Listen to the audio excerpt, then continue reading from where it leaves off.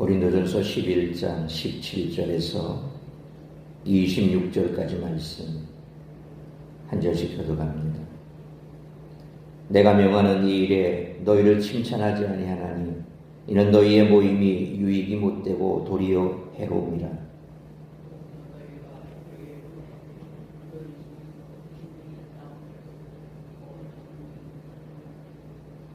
너희 중에 파당이 있어야 너희 중에 옳다 인정함을 받은 자들이 나타나게 되리라.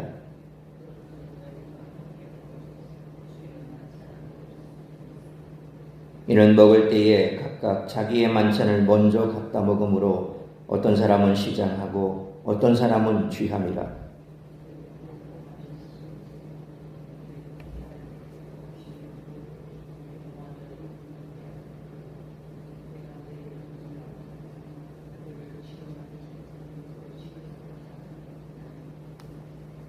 내가 너희에게 전한 것은 주께 받은 것이니 곧 주 예수께서 잡히시던 밤에 떡을 가지사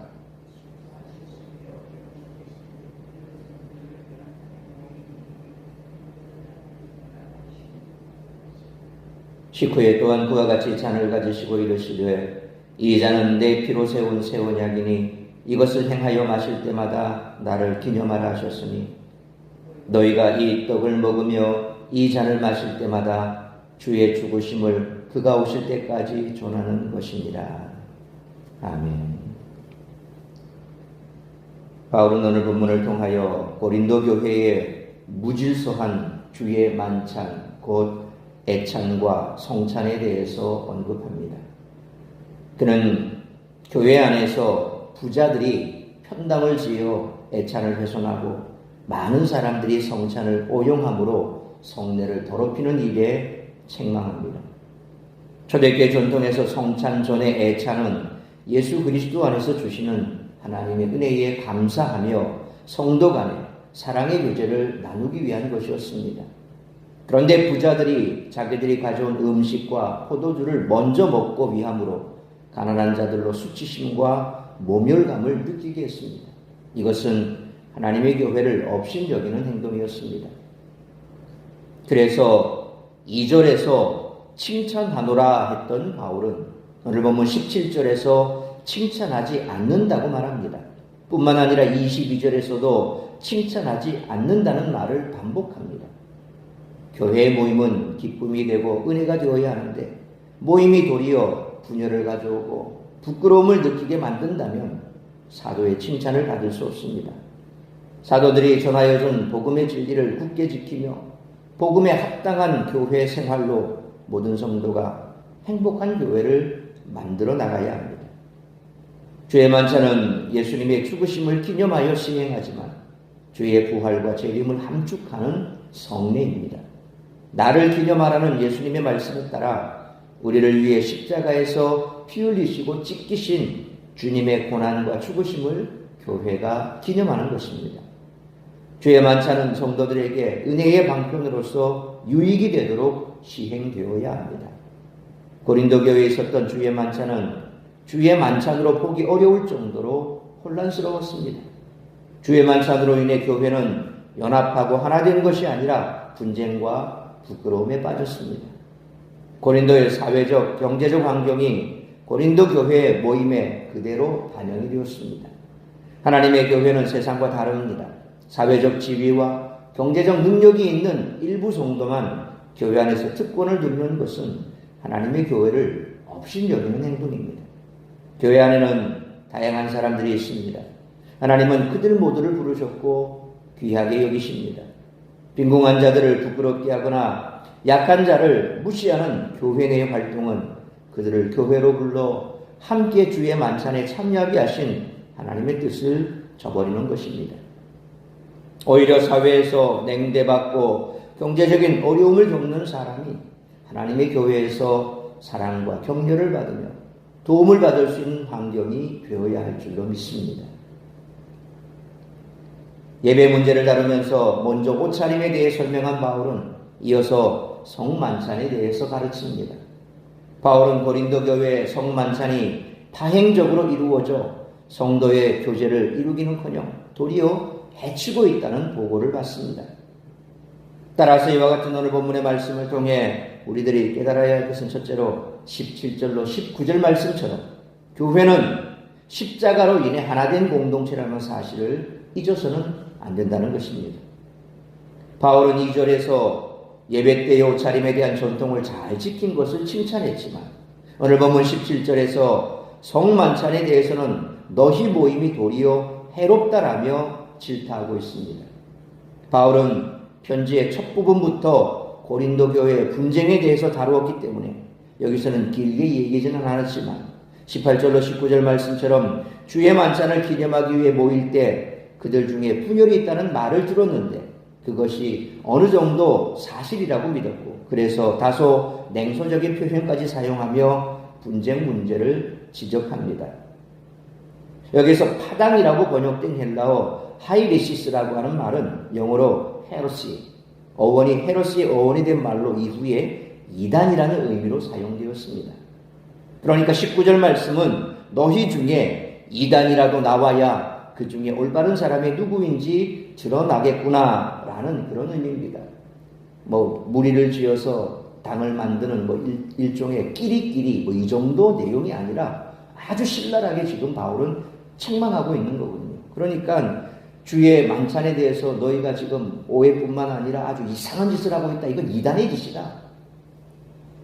그러면서 너희 중에 그런 무리가 나와서 그래서 무엇이 옳은지 무엇이 그런지 무엇이 진리인지 그것에 대해서 꼭 갈라지고 드러나야 너희가 이해를 하겠느냐 라면서 이 파당이라는 말을 아주 신랄하게 그렇게 표현하고 있는 거죠. 바울은 교회의 분열에 대해서 이처럼 강력하게 질타를 하고 있는 것입니다.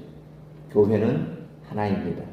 성찬을 나누는 이유도 교회가 오직 예수 그리스도의 몸과 피를 나눈 존재임을 선포하기 위해서입니다.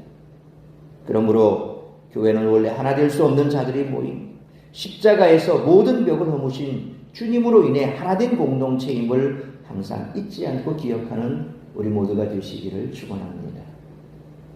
두 번째로 20절로 22절 말씀처럼 교회는 십자가로 인해 평등한 공동체라는 사실을 잊어서는 안 된다는 것입니다. 사도행전 20장 7절 상반절에 그 주간의 첫날에 우리가 떡을 떼려 하여 모였더니 라는 말씀처럼 초대교회 성도들은 안식일 다음 날인 주일에 떡을 떼러 모였습니다. 당시만 해도 주일이 휴일이 아니었고 지금과 같은 예배 형식이 갖추어져 있지도 않았습니다. 그래서 그들은 20절로 21절 말씀처럼 주일 저녁에 각자 자기 음식을 가지고 예배 초소에 모여 함께 식사를 나누고 마지막에 예수님의 언약을 기념하는 성찬식을 거행했던 것입니다.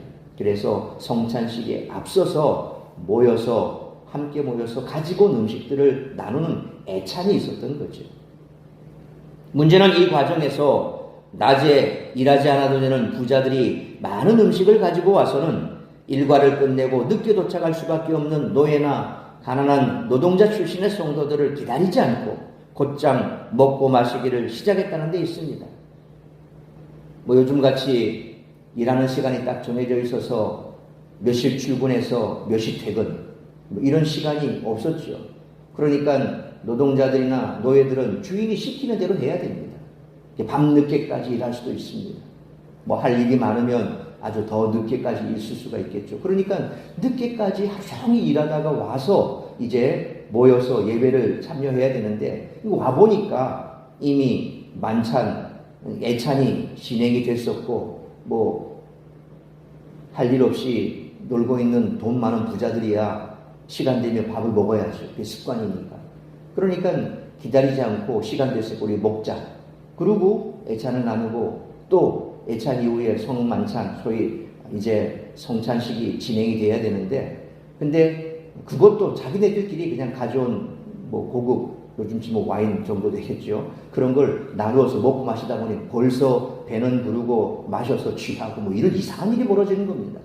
그러니까 늦게까지 일하다가 온 노동자들 혹은 또 노예 출신의 이 가난한 노동자들은 배가 고파서 먹지도 못하고 또 그 모습을 보니 얼마나 기가 찼겠습니까? 그러니까 그런 문제들이 불거지기 시작한 겁니다. 가난한 성도들이 예배 초소에 도착했을 때는 그들을 위한 음식이 남아있지 않았다는 거죠. 바울은 이런 행위가 22절 말씀처럼 하나님의 교회를 업신여기고 빈궁한 자들을 부끄럽게 하는 일이라고 질타합니다. 예배는 모든 성도가 빈부귀천 지위고하를 막론하고 형제자매로서 하나 되어 교제하는 시간이 예배 시간입니다. 만약 교회 안에서도 사회적 지위가 그대로 적용된다면 이는 주님의 몸된 교회를 모독하는 행위입니다. 우리 교회는 이런 문제가 없는지 우리가 늘 주의 깊게 돌아봐야 합니다. 그러므로 교회 구성원의 가치는 그 사람의 역할이나 능력이 아니라 그를 택하신 하나님의 계획과 그를 위해 지불하신 예수님의 피값으로 결정되는 것이므로 교회는 십자가로 인해 평등한 공동체라는 사실을 항상 잊지 않는 우리 모두가 되시기를 축원합니다.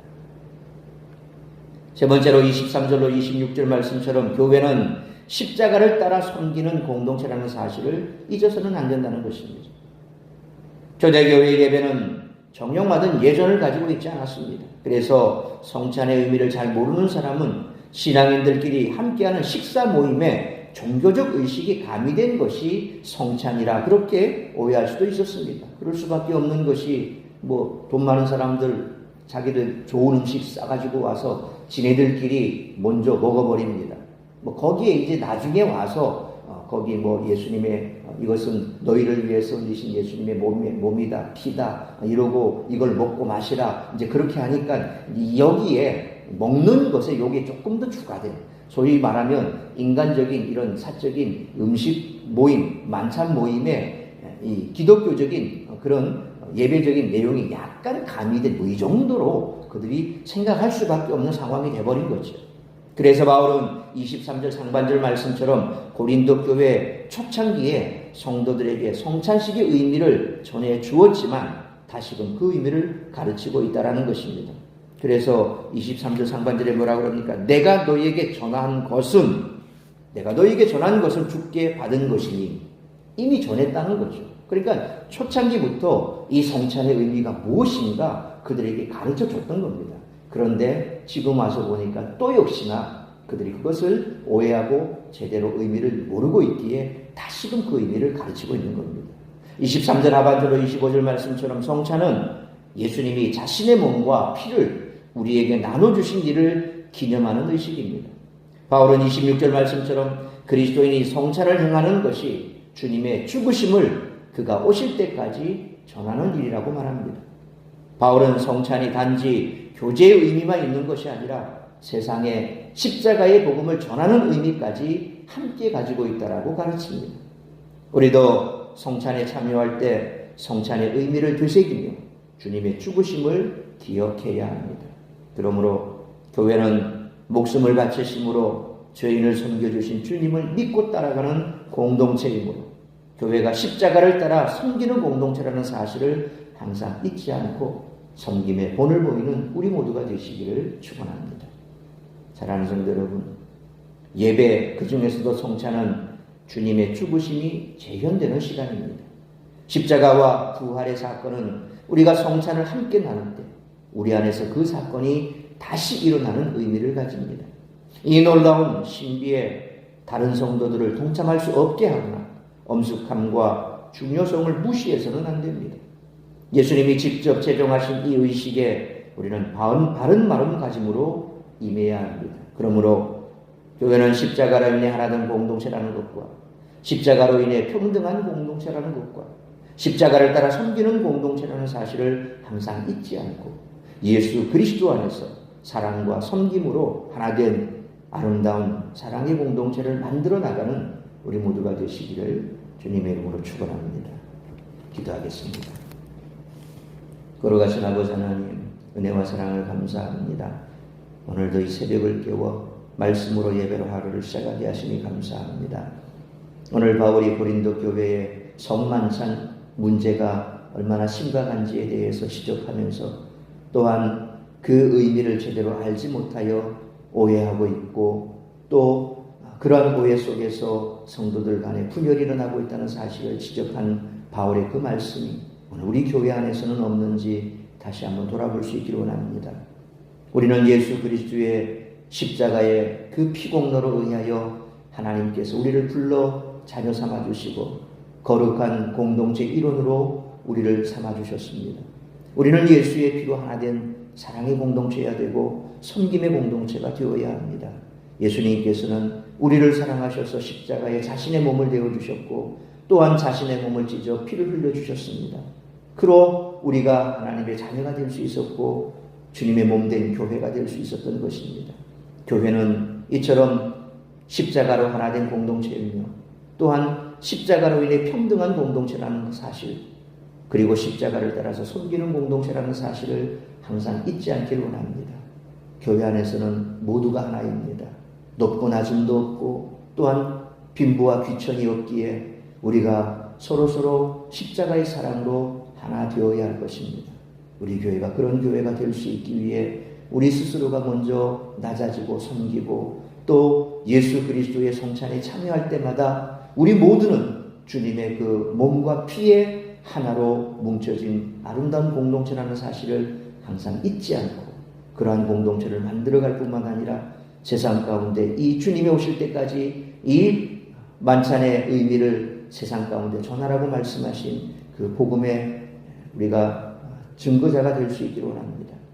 교회가 먼저 이처럼 사랑으로 하나 되고 섬김으로 더욱더 아름다워지고 서로서로 모두가 평등하게 아름다운 공동체를 만들어갈 수 있는 우리 모두가 될 수 있도록 이 말씀을 기억하게 하시고 또한 이 말씀을 늘 간직하고 교회 안에서 실천해 나가는 우리 모두가 될 수 있기를 간절히 빌고 소원하오며 이 모든 말씀 우리 주 예수 그리스도의 이름으로 기도하옵나이다.